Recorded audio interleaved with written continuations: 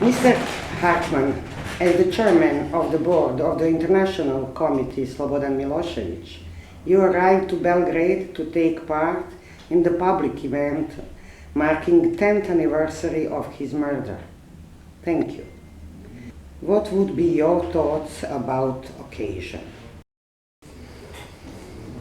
Yes, the occasion, that's a big problem for me personally, because I have personal friendly feelings to our comrade Slobodan Milosevic, and it was very hard to hear 10 years ago that he has gone, and that he in that case couldn't continue his fight for the truth and for the justice, not only the justice for him, but the justice for the Serbian people and the truth about the NATO aggression and those NATO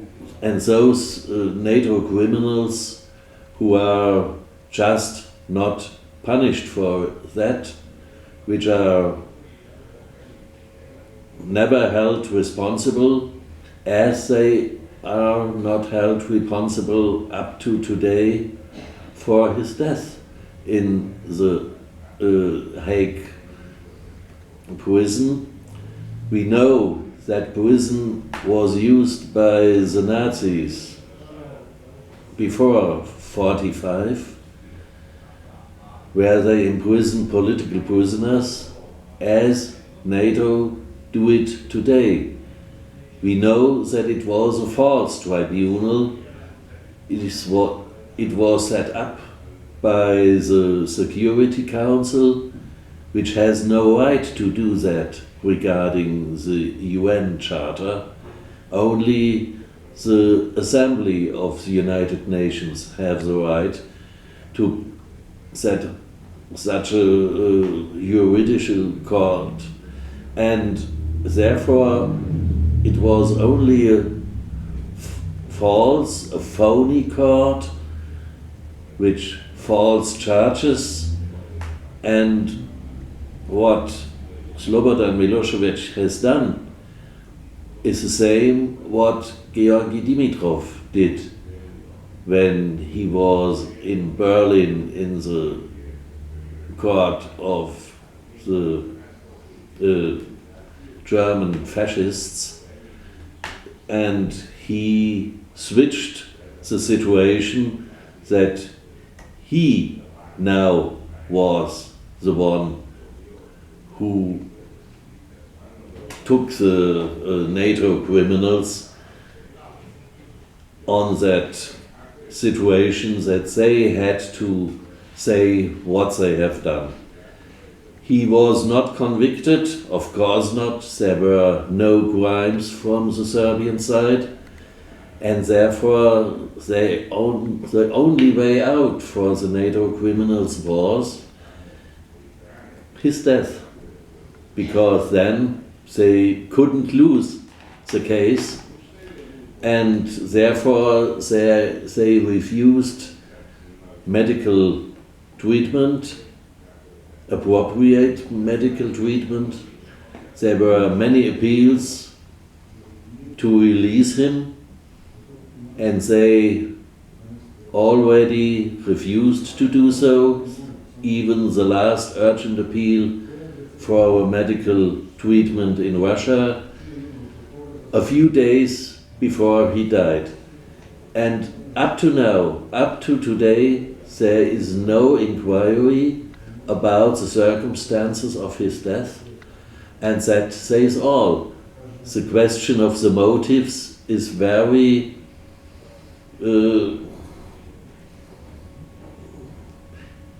acute, and we need that inquiry, because the NATO aggression was the first of all the wars for the New World Order. It was followed by Afghanistan and Iraq, Libya, Lebanon, Ukraine, Syria. They killed many leaders of those states as well. That's always the same model. It works like if you aren't obedient, you will face dismantling of your state, you will face regime change, colored revolutions or whatever, initiated by so-called non-governmental organizations. The beginning here in Serbia was Otpor, and followed by the installation of a puppet regime that is now obedient, perhaps ready to go not to NATO or not immediately to NATO, but to European Union, what is no big difference, and therefore the commemoration of the 10th anniversary of his death, I think, should remember all the people that the values he stood for and gave his life for, national sovereignty, independence, fighting against neocolonialism, and so on, that is nowadays a very important question for all of us to preserve the peace in the world.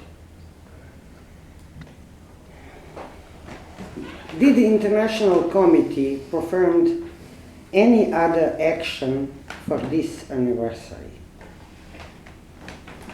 Yes, I don't have actual all informations, but we made in different countries and cities also solidarity actions, remembering the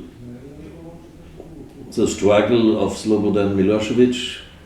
In Frankfurt, in Germany, we were in front of the consulate of Serbia and laid down flowers there.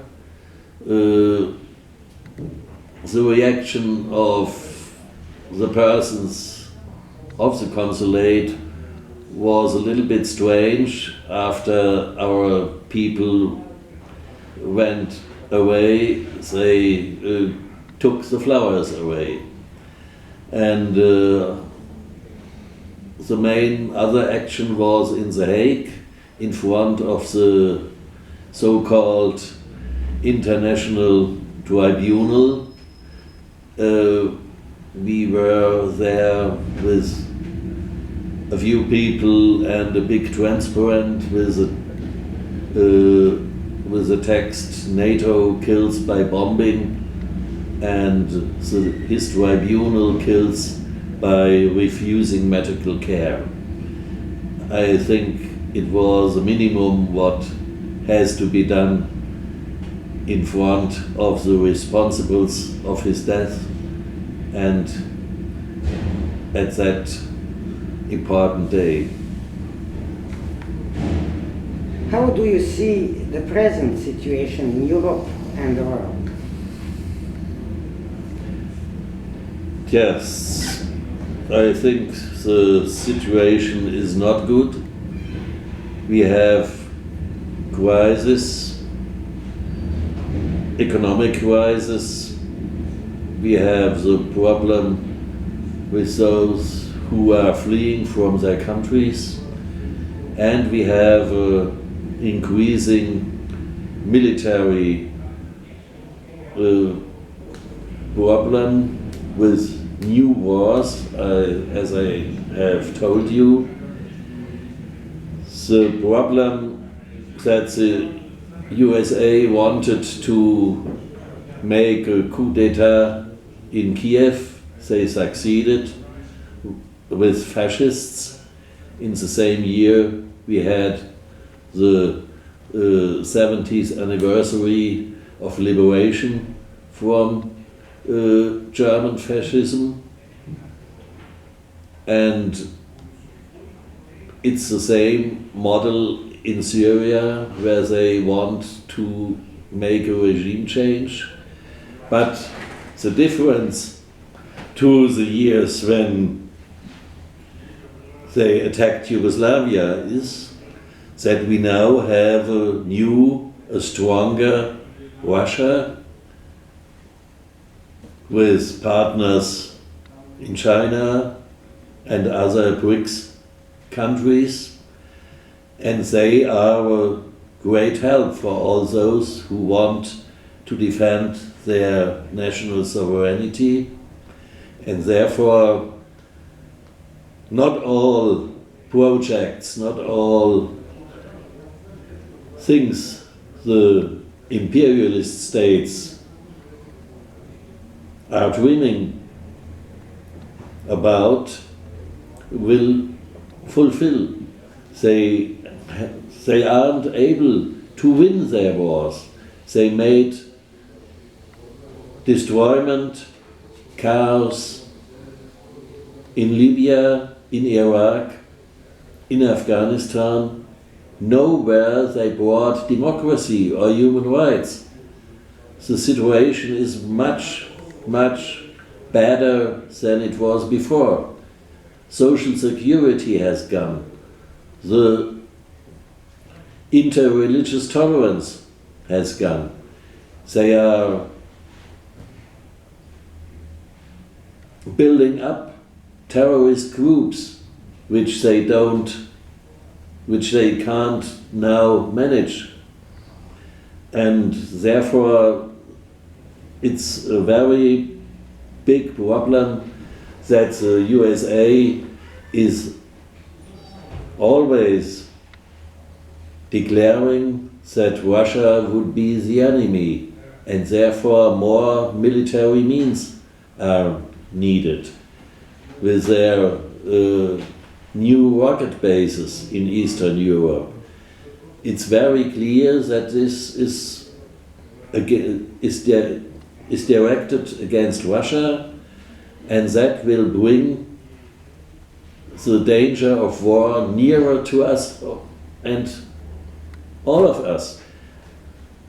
As General Breedlove, the Supreme Command of the United States, told us, they are ready to fight a war against Russia, and now, he added, in Europe.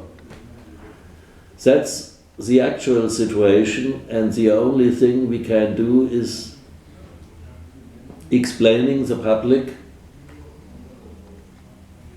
these new dangers and to promote understanding between the nations, and especially friendship with Russia. That's the only possibility to preserve war and to fight against new imperialist wars. Thank you, Mr. Hartmann.